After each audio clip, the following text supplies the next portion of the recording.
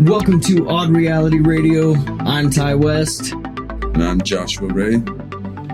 Odd Reality Radio is a show designed to generate thought through entertainment. We'd like to connect with other like-minded individuals not satisfied with the reality that we've been programmed to believe exists. And our goal is to engage in a conversation that may spark an independent thought.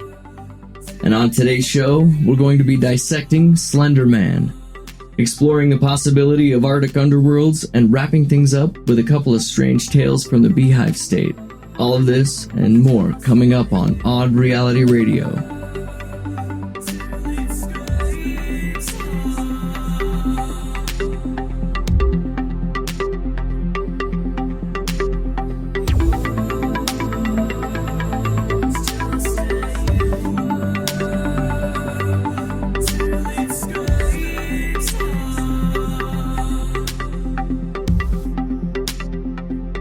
So I think first of this episode, we'll dig into the ruins of an ancient city found in Antarctica.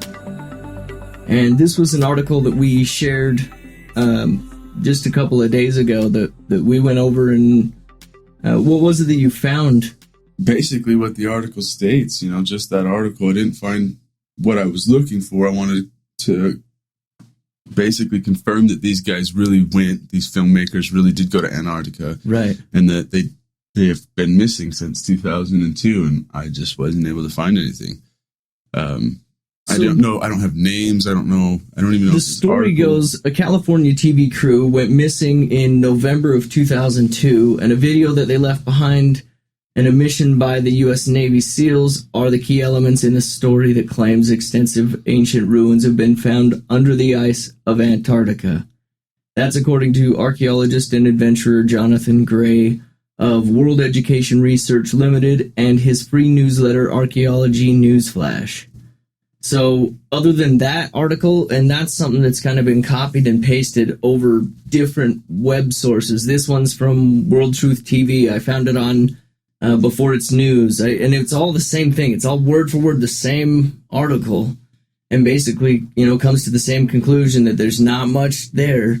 And I was doing more research on this a little earlier today, and I found another one that comes from the Daily Journalist that reports via the Voice of Russia that says a team of 8 American and European scientists discovered a set of 3 pyramids. 2 were discovered approximately 16 kilometers inland, while the third is very close to the coastline. And at the current moment, little is still known about the pyramids, and the team continues its campaign of silence to this day. Now, not only that article that you found the other day and this article that I found points to the possibility of Antarctica not always being this icy giant at the bottom of the globe. But Graham Hancock put together a book called Fingerprints of the Gods. And although I haven't finished the entire thing, the very first page of the chapter is a letter basically evaluating a map, the Piri Reis world map, and that map is basically a world map that includes Antarctica that came about in 1513, I believe. And how in the hell is that possible if Antarctica would have been in ice? Include it, but it includes it as a landmass, exactly. Not as a ice sheet or whatever they would call it. I don't know. Right. In fact, the letter, I've got it right here. I'll read it. It's titled 8 Reconnaissance Technical Squadron, SAC, United States Air Force, Westover Air Force Base, Massachusetts. 6th of July, 1960. Admiral Piri Reis World Map. To Professor Charles H. Hapgood, who him and the college that he's with becomes, players in other articles that I've read too. Dear Professor Hapgood, your request for evaluation of certain unusual features of the Piri Reis world map of 1513 by this organization has been reviewed. The claim that the lower part of the map portrays the Princess Martha coast of Queen Maud Land, Antarctica, and the Palmer Peninsula is reasonable. We find this is most logical and in all probability the correct interpretation of the map. The geographical detail shown in the lower part of the map agrees very remarkably with the result of the seismic profile made across the top of the ice cap by Swedish-British Antarctic expedition of 1949. And this indicates the coastline had been mapped before it was covered by the ice cap. The ice cap in this region is now about a mile thick. We have no idea how the data on this map can be reconciled with the supposed state of geographical knowledge in 1513. Signed, Harold Z. Ohlmeyer, Lieutenant Colonel of the U.S. Air Force, Commander. So there's even more information just saying, okay, we've got a map. Well, how the hell did we get this map? And how do we have such a detailed map? Have you seen it? Well, it's interesting that they found... No, I haven't seen it, but you say they Anybody found that's interested pyramids. that's listening, go ahead and look it up. It's the Piri Reis, Pirireis world map. Go ahead and look it up, and I'm sure there will be stuff online. I've got the book. Like I said, it's Fingerprints of the Gods, written by Graham Hancock. But, dude, this map is pretty incredible. Oh, This is the original, and that's the redraw. Wow. That is impressive. Especially considering we've got, 2 miles of ice over Antarctica right now? So when was that map made? 1513 is when it was dated. Huh. Now, how the hell does he have that information? So there's got to be another map. 1513 BC? No. No. AD. So only 500 years ago, it wasn't under ice.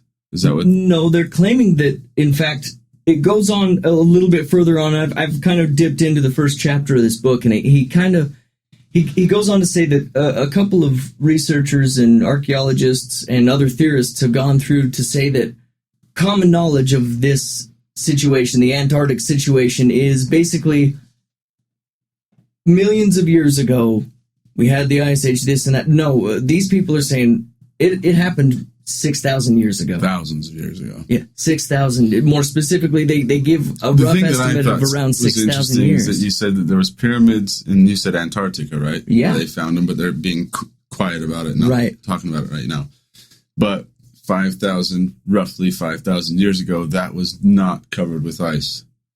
Right. What we're saying, we're theorizing that it wasn't. Right. And they had pyramids most likely from the same time frame as the Egyptian ones, correct? Yep. And then, what is it? Is Xander Hayes? Xavier Hayes. Xavier Hayes.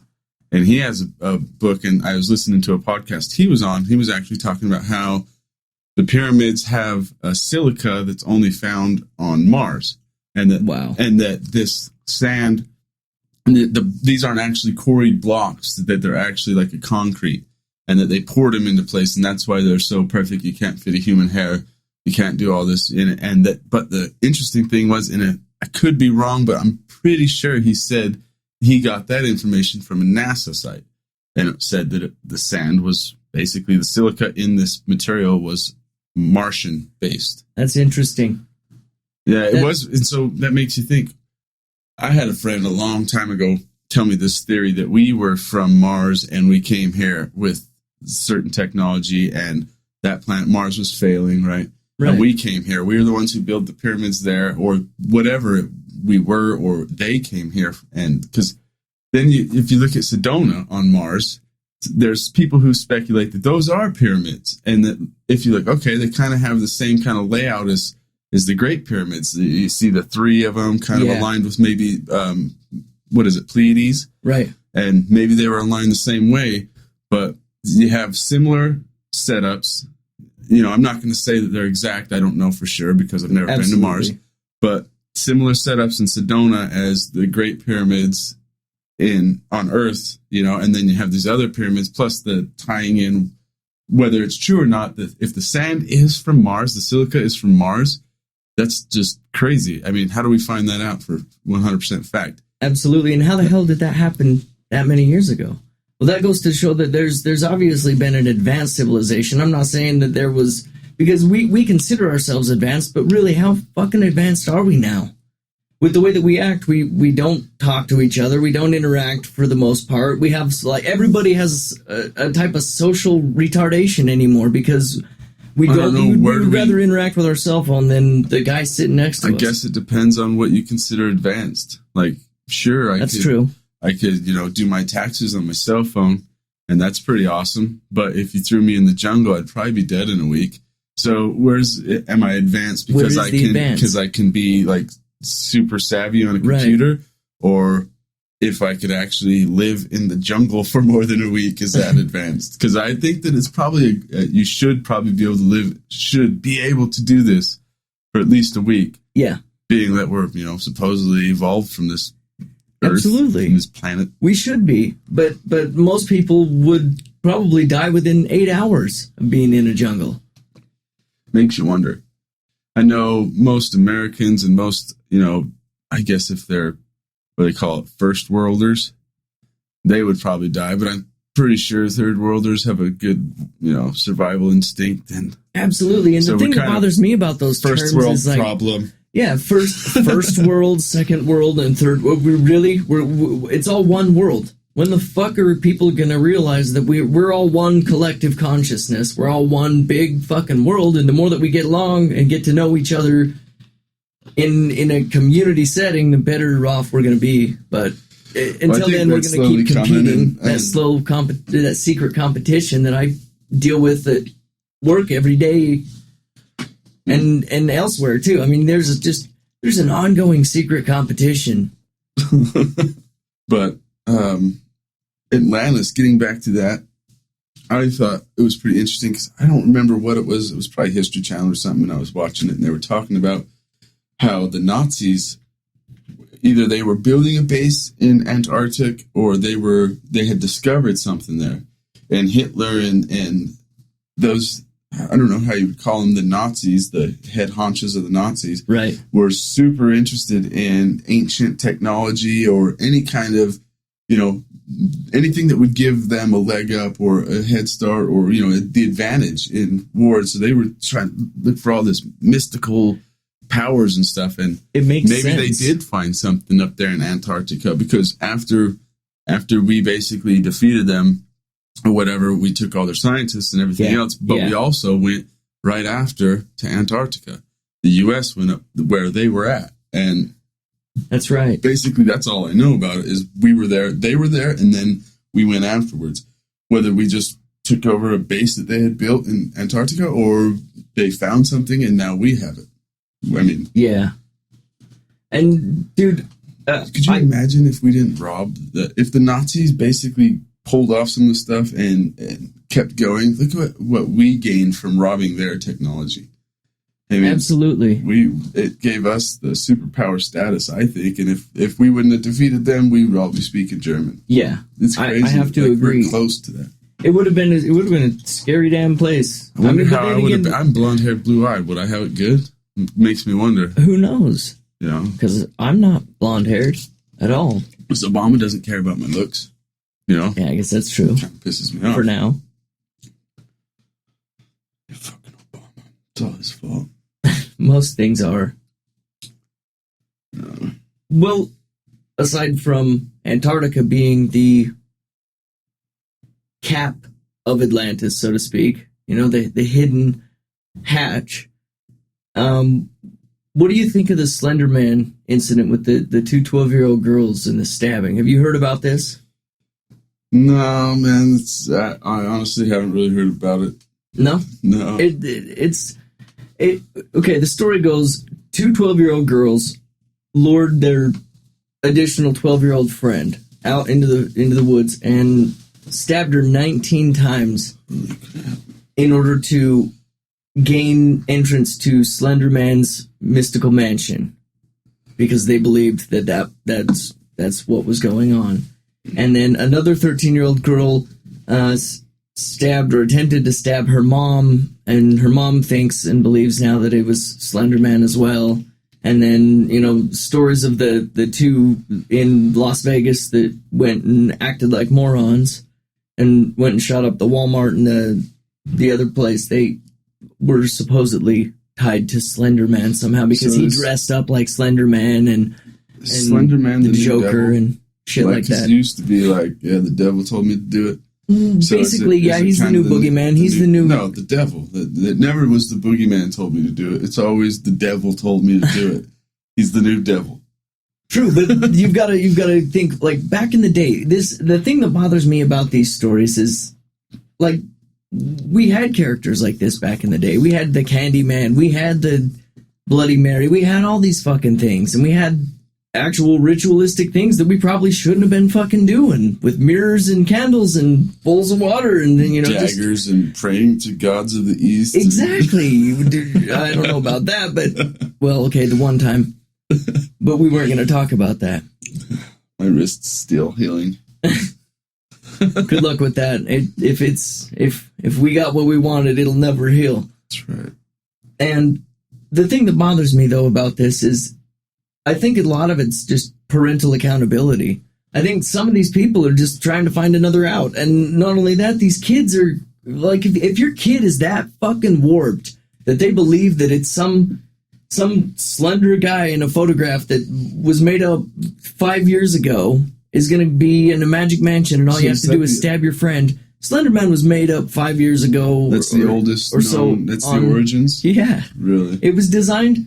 He was designed on a website. Basically, this website was like a joke or prank website or whatever, and they said, okay, send us your creepy photo or your best this and that and tell us your story or whatever. And this guy made up a bunch of these Slenderman photos, or a couple of them, 2 or 3 of them, and ended up winning the thing, and people have just ran with the Slenderman story and these creepy events. And mostly kids that are doing it? A lot of it is, yeah. I wonder, are they on antidepressants? Is there any way you can do a search and find out if these Slenderman kids, because for some reason antidepressants and extreme murders kind of go hand in hand these days. Absolutely. That's another thing I was going to try to tie it to as well. And then I went to this Axiom of Truth conference, and there was a doctor there talking about antidepressants and painkillers and all these things. Well, antidepressants, they do something where you don't get your actual, like, REM cycle, real good sleep. So somehow when you're in your actual waking state, your mind is kind of in a dream state. And so your body and your thinking, you're kind of in a dream state. So it's almost like a lucid dreaming, right? So you feel like you're dreaming. It's kind of backwards. You're running around shooting people and stuff. It's like an inverted lucid dreaming where you're living what you should be sleeping and dreaming. And then later on, they wake up and have really no recollection of the event. And a lot of the times that seems to be the case. But it makes a lot of sense with all these mass shootings recently and all the weird scenarios with the shooters that have survived. Slenderman in their heads, right? And then you have this dream of Slenderman or something, and that vivid waking. Yeah, absolutely. And again, he made me do it. It goes back to the parenting, in my opinion. We have an accountability issue in our fucking world, not just our country, in our world. And I think that a lot of people look for more excuses than they do solutions to the problem anymore. And people are just waiting for somebody else to fix the fucking problem instead of doing something about it themselves. You just need to give the kid a hug, not a damn pill. Exactly. You need to, or a spanking, or fucking both. Do both so that you let them know that you still love them, but you're sick of their shit. It's okay to be sick of somebody's shit. I mean, maybe just sit down and listen, talk to your kids for 10 minutes and kind of understand what they're going through instead of just assuming that they're depressed. I know it's probably hard. Some kids don't want to talk to their parents. I'm sure it's easier said than done. I think it's more often than not. Some parents don't want to talk to their fucking kids. And that's what makes me, like, frustrated with stories like this. I mean, sure, kids are acting out on other kids, but where in the fuck are the parents? Is this like the world of the Peanuts where there are no parents? It's just womp, womp, womp, womp, womp in the other room? Or like, that's what I feel like our society is becoming, though, is, parents are one end and kids are the other, and there's no community or no meeting room in the middle, and that's, I don't know, the whole Slenderman issue and the stabbing and it's frustrating, but I have to agree with you. How much of it is for one parenting, and how much of it is the SSRIs or the drugs that are affecting the antidepressants and shit like that. I think a lot of that. What's the statistic on our country? It's probably something sickening like 80% of us are on antidepressants. Yeah, I mean, it might not be that steep, but it's pretty fucking close. It's closer than it should be. I think the actual suicide rate of returning veterans or whatever is higher than the death toll Yeah. of them being over there. So the drugs that we're putting these people on aren't doing much good. I don't know who came up with this idea to just throw drugs at them. And when after the first, 150 suicides, maybe it's time to like pull that one back and say, hey, let's kind of tweak this one a little bit because we're getting people killing each other or themselves. You know, I took a drug for heartburn that I had that basically I had to stop taking it after a week and a half because I had uncontrollable thoughts. Like I don't know why, but I was ready to die. And I felt like, oh yeah, I'm going to die soon. Everything's fucked up. The chemistry in my brain was not right. I told my wife something's wrong. I don't feel right. Something's really, really fucked up. And I called the doctor and they're like, oh yeah, well, this happens in quite a few patients. And it's like, oh, well then why in the fuck am I still getting this stuff? Why are you still giving it to people if they're literally like getting, yeah. How the hell does acid, you'd think it would be like some kind of acid blocker, not a mental. Reglan is the name of it.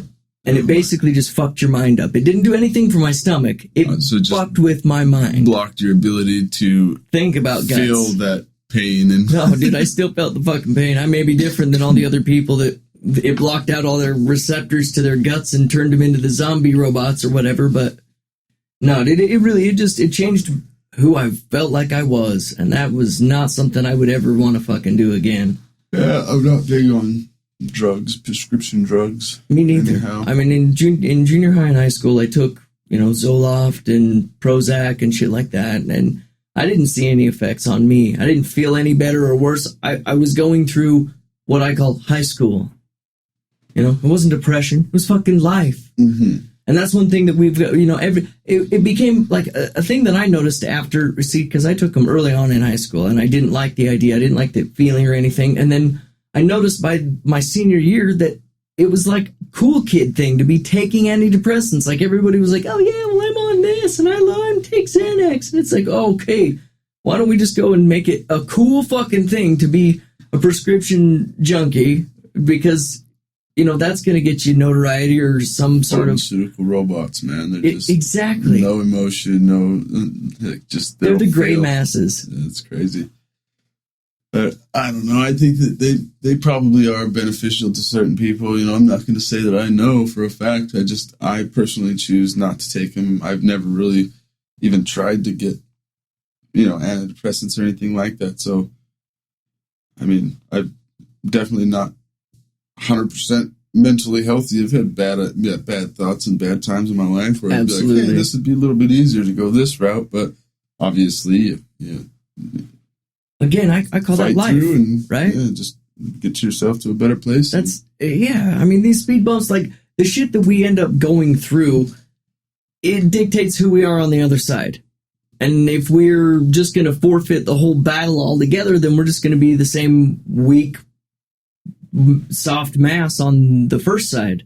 And we're never going to benefit from any of the experiences because somebody else is going to fix it for them or this drug's going to fix it for us. So that's one thing that bothers me. But aside from those, we live in a state that what they call Happy Valley, right? And Happy Valley is the south end of the Utah state, or at least the Salt Lake Valley, more specifically like Provo and Pleasant Grove and that area. Now, the reason they call it Happy Valley is because it's like one of the number one prescription drug addiction and abusers in the nation.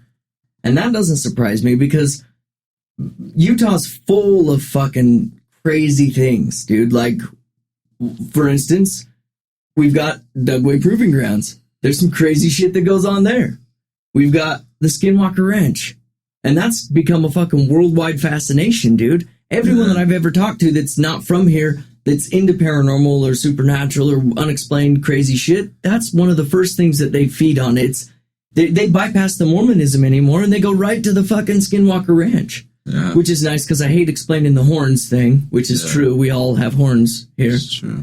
But tails are easy to hide, you just tuck them in your jeans and absolutely, they're not noticed, but those fucking horns, man. They're not easy to hide. That's why I wear a hat so often. Yeah. But other than that, we've got crazy petroglyphs down in the south end, actually end up in the north end. We've got lake monsters at Bear Lake and Lake Powell.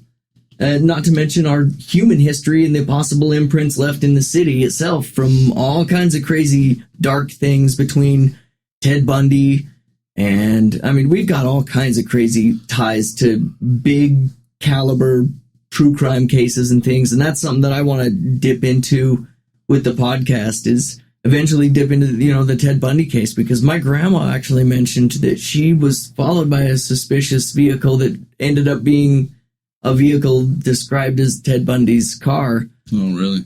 In around the time that he was here in Utah. It's interesting. Not only that, but we've got the Mark Hacking. You remember him? He killed his wife and threw her in the garbage or whatever. And well, dude, he took care. Went and bought a new mattress and all that. Yeah, he took care of a family member of mine, a close family member up at the University of Utah. Took care of in what sense? Took care of took care of his wife, kind of sense. No, luckily no. This person's still with us. Hitman terms. I was all off. Shit, I don't know what we're doing here anymore. He basically. And this person used to tell us stories that they were being abused by this person, and we didn't take them seriously because there was a drug problem. And so we assimilated it with, they're trying to get attention via this problem, and now they're limited to what they can and can't have access to. And but Mark Hacking was the dude at the door, and he was basically just an orderly up at the university, and this person that was in my family used to tell us stories of, he's abusive, and we're, to be that closely related to some of this crazy shit, that's one of the things that drives me to learn more about it, so that one, I can prevent it, and two, I can teach other people about what the fuck it may, what it is to be a let's prevent some crime, man. We should get some masks. Let's do it. Let's turn into kick-ass, and we'll go out and get our asses kicked and still save the day, right? No, I'd probably just go to jail. I'd do stupid shit. I wouldn't save anybody. That's okay, dude. I'd be like, fuck it, I'm in a mask. I gotta rob some shit, man. Well, we would have tried. Yeah. Which is a hell of a lot more than a lot of other people are doing. It's funny, man. Put a mask on. Next thing you know, you're just invincible and could get away with anything. So... as far as things in Utah go, I haven't experienced a whole hell of a lot. I went down and did some ghost hunts at a couple of local places, haunted places, so to speak. One of them being the Shiloh Inn, which the story behind that is in I think it was 71 or 73. I can't remember exactly. But a mother of 7 children was staying on the 11th floor of what was the International Dunes Hotel, and it's now become the Shiloh Inn downtown Salt Lake. But they were staying in a room in a suite on the 11th floor, and 3 days prior, her husband had committed suicide up in Immigration Canyon, and she and him had made a pact previously that prior to his suicide, she was going to take out the kids and herself. And they would all meet up in heaven, and he was basically God. He told them that he was God, and it was the Church of David, and it's a pretty crazy story, but the mom ends up throwing the 7 children off the balcony or coaxes them to jump themselves. That's still debatable. That's something that, whether if you were there, you might have a better opinion or better recollection of what really happened, but I've heard both stories from people who tell pretty convincing tales. But the story goes that 6 of the 7 children died, and 1 of them survived. And that one that survived is actually still alive, lives in Colorado with her uncle, who was part of this crazy Church of David, and they both still believe that her dad is going to be resurrected, and he's going to come back and save everyone. Which, if you ask me, the bottom of the story is this guy was picked up by the FBI and about to be nabbed because of everything that was going on with his church, in air quotes, that, they basically just picked up, okay, you're a fraud. You're just manipulating these people into paying your way to be living an extravagant lifestyle in this fancy hotel. And so that's, that's part of what we've got here in Utah. That kind of charisma and that that drive, that ability to manipulate people into like being giving a cult you member. money. Just being, think like I think. People I try to convince at chemtrails, and I've failed. UFOs, ET, all kinds of stuff, just falling on my face. Failure. See, we need to get some of these Looney Tune motherfuckers, and I could do that to people. Man, we could change the world. Well, then let's try to do what we can from here on out, and we'll try to get a cult following and try to get them to believe in it. We don't just all move into the same community. We can have a cult, but just be like widespread. Yeah, we'll call it something else to kind of take the sting out of the word cult. We'll just build church. a website. So we're just going to call it a church. We'll be tax free. Dude, you're Church already on to something here. Church of Reality. We'll just make it simple. That way we're not tagged by this. I see. Because then they might want to drag us down. Yeah, they could peek and see it. And then they'd expect a prayer. All the listeners that expect a fucking prayer, and I don't have one sure prepped. We could let somebody in on the prophets, just a small chunk, and then. No, we are the prophets, bro. Oh, I mean, like the financial the money. profits. Oh, I see. And, Monetary gain. Give ourselves kind of a little freedom from federal regulations and. Dude, you're onto something. You know what? Get a pen and a pad. Let's jot this down. Make this a reality, an odd reality, a real reality. So you've been to Skinwalker Ranch, haven't you? Yeah. I've seen a lot of things out there. I mean, what I've seen can't really tell you. Right. I mean, I can, but what they are, I don't know. Balls of light from small as like possibly like quarter size, from 40 feet away. I don't know. It's hard to see it, but they just seem to blink in and out and fly, and just it was crazy. So we ended up going down the ridge trying to see what these orbs or whatever they were. And as we got to where they were flying around, they just wouldn't. We couldn't see anything. I couldn't find a single. If they were fireflies, there wasn't. They had left because they didn't like us. Right. Or something. They just That's interesting. Gone. And then at other locations, I've seen bigger balls of light from a longer ways away. And what they are, I don't know. Like, I'm never super impressed because for me, I want a UFO. I want an ET to land, come out, high five me, tell me about the galaxy and the universe and shit. And then take me for a ride. I'll believe, take me for a little ride, show me how the G's are. Yeah, just throw this, you get thrown back in your seat right quick. Fuck yeah, dude. But that's what it's really going to take for me to be like 100% and that kind of stuff. Like, it's crazy things, lights and different colored lights. And it's strange. It's definitely strange the way that they got the security there and the way that they have these cement barricades staggered.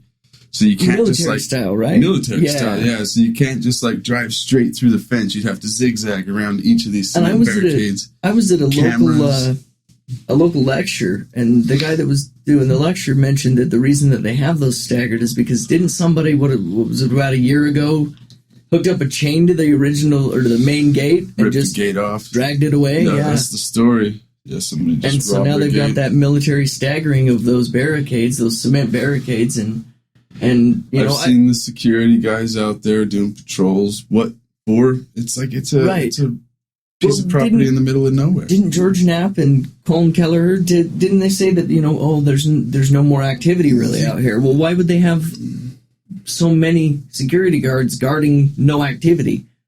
To me, it sounds like it's an overfinanced thing. I wish I knew, to be honest, but there's a lot of weird stuff that goes on out in the basin with the millionaires that are buying and selling property out there, little mini ranches, and isn't there just weird things? Like international millionaires, like a German guy, in fact, as well. Well, yeah, there's a German guy, and then I can't remember the dude's name, who's actually another guy that's like involved in politics, or at least involved with politicians as well. He's out there selling mini ranches, but I think that what they really think they're doing is they're trying to find the same thing that Bigelow found or something like it, because this billionaire aerospace owning man, Robert Bigelow, buys this strange property and puts security guards on it, has NIDS, creates NIDS, I guess. I don't know if but he dismembered it or whatever now, but it was National Institute of Discovery Science. They all went in there, did a bunch of testing, did a bunch of stuff, and what they found, we'll probably never know. But why are they still there? If there was nothing going on there, why wouldn't he just sell the property, go do away with it? It's not like it's beautiful and like some kind of millionaire. It really isn't. I mean, it's special. There's nothing prime about it, with the exception of the plausibility of that weird anomaly on the ranch. Well, there's all kinds of weird speculation. People saying that there's some kind of Stargate underground because they have these what I've heard. No digging clause with every purchase of property. So you can't dig, you can't have a foundation. In the area, everything is above ground. Yeah, absolutely. And people say, well, yeah, there's mineral rights and stuff like that because they got oil fields out there. Yeah. Maybe that's the reason. It seems simple enough because if you want to be all conspiracy and just be like, oh, we can't dig and everybody can't dig, but there's a lot of that going on out there. And then unexploded ordnance from way back in the day. Apparently, my grandpa was telling me, he's like, well, they can't dig out there because there's munitions out there or ordnance that are still in the ground unexploded, He's like, so that's probably one of the reasons they can't dig out there. And I was like, oh, that makes sense too. But wouldn't they do something about that before making it residential? But the thing that it's a good question. You would think so. Like, at least allow the builders to build foundations and get some kind of digging rights, But apparently that's not the case. Wow. What else was I going to say? They will actually out there, they have a backhoe on the Skinwalker Ranch, and they'll disturb the ground. So this is why it makes me believe that it's really something else and not just mineral rights or unexploded ordnance, because when they disturb the ground, they usually get some kind of reaction from the paranormal phenomena that's out there. Yeah. Now, why would they have a backhoe and knowingly they can't disturb the ground, but they're digging in there just to instigate this thing or whatever to well, and Bigelow's kind of probably got the exemption. I bet he's got the exemption from the whole digging clause that he can pay his way through those kinds of things, and that's why he's doing it. I think that the theory kind of is that so he is an aerospace billionaire, right? Yes. If there's UFOs and all this crazy technology and whatever orbs and just you name it, it's been seen on the ranch. Probably a T-Rex at some time. Who knows? Yeah. But I've heard of footprints, like reptilian, like big. It's funny because I'm the only reason I got a big ass shit-eating grin on my face is because I've heard stories that I thoroughly enjoyed about dinosaurs and. Yeah, I've never seen a dinosaur out there, just balls of light. But what I was getting at is, say there is some kind of Stargate, some kind of portal, there's some kind of ancient. Maybe it's not even that extreme, just some kind of ancient fucking engine. It's been running under the ground for, 150,000 years. Who knows? That's true. Right? And he, having an aerospace company, he's buying up paranormal properties anywhere he can get the edge. If he can learn something from that and apply it to what he's doing, as far as creating hotels in space and aerospace related stuff, you would think a UFO would fall right into that category. If he had one, imagine how much further ahead he would be than say, what is it? Can't even think of any right now. Skunkworks or any of them, any of that. Yeah, I was thinking the K one, and I don't know. Anyways, just he would have a leg up in the technological field of aerospace. Absolutely, dude. It's a busted ass way of saying it, but that's really what I think. Kind of boils down to, because what else would a dude with an aerospace company want with some paranormal property? Exactly. Well, he was always interested, like you said, in other things. At least that's what the paper trail says. But the thing is like you said, with them digging, with them going out of his way to spend so much time on the ground being an aerospace company, or at least an owner of an aerospace company, that's the thing that kind of throws a flag up for me. He even bought MUFON. Exactly. And then he made so the information wasn't as easily available. I don't know if it is even now. It's not available to the public, really. But back then, you could just go on MUFON and look at any kind of sighting of the day or the week or whatever and see pictures and all kinds of crazy stuff of UFOs. This guy doesn't want. He wants all the information. Why so close to the vest? Because he wants to. I think he wants to develop this technology and be the only one who has the ability to do so. And so if he can buy up and get all of the UFO sightings coming directly to him, then he's the first person. The government apparently somehow assigned this guy to be the one that gets the reports for UFOs.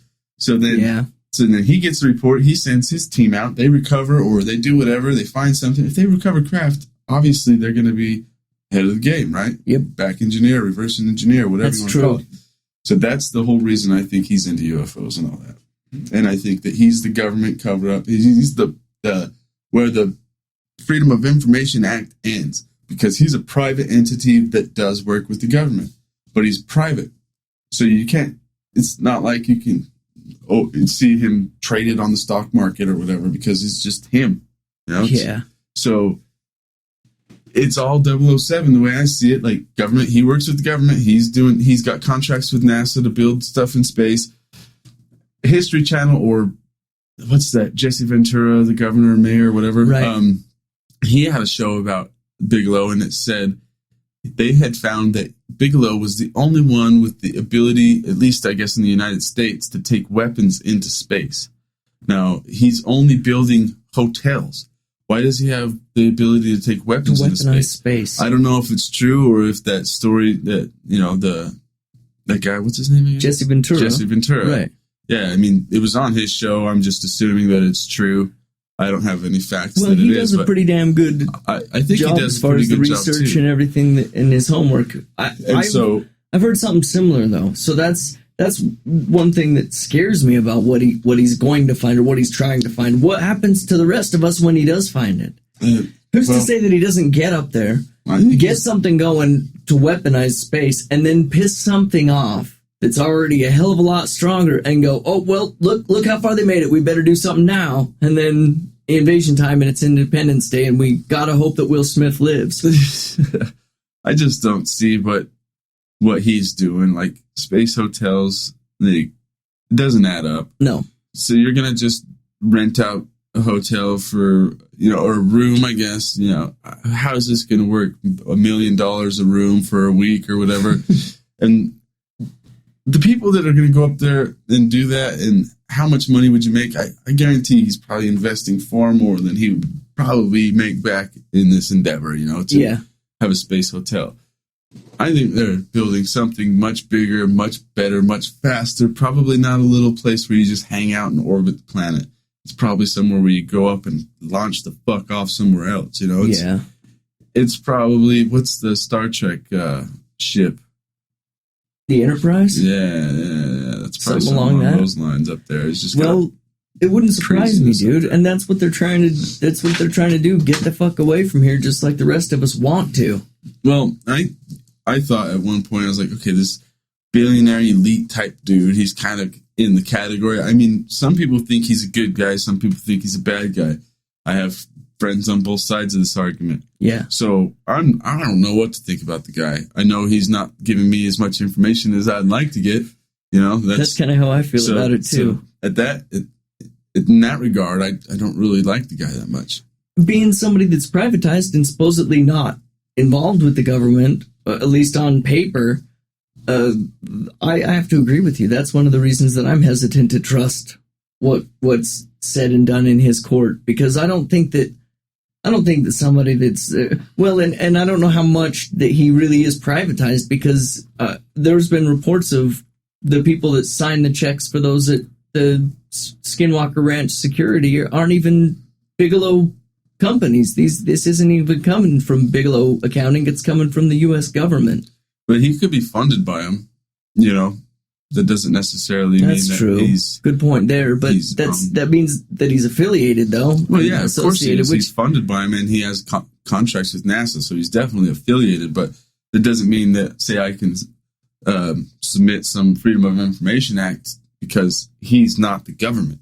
He might be taking contracts, and he might be doing stuff, but he is not the government, so that's what makes him basically void of those types of actions. He doesn't have to answer to anybody. You see that happening everywhere now. You go to Dugway, it's all contractors out there. Yeah. So I can't get freedom of information on whatever contractor's doing some kind of experiment or whatever you want to call it. Yeah, they're private testing. So I'm not privy to that information, and I think that they've gone that way specifically for that reason. Absolutely. You know? It makes sense, man.